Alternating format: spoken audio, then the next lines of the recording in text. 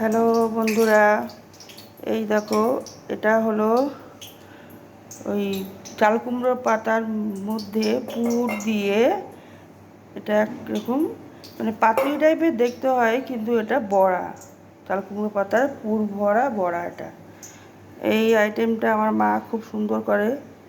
মা দেখো কি সুন্দর ওটা সাজিয়ে, ওর মধ্যে পুরটা ভরে ভাজ করে এবার তেলে আস্তে আস্তে ছাড়বে।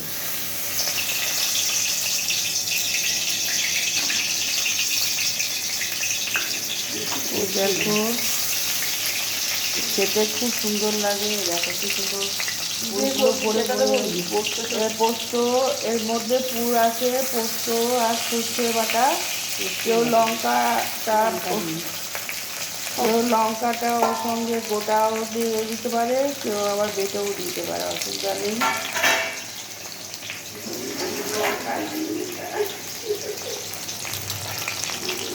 দেখেন, দেখো বন্ধুরা, এটা হচ্ছে, এটা গরম গরম ভাতের সাথে খেতে ভালোই লাগে।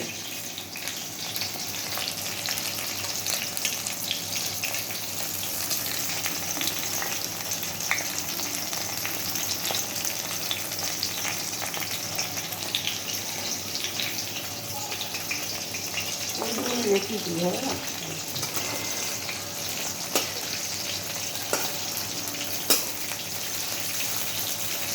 লাল করে ভাজতে হবে।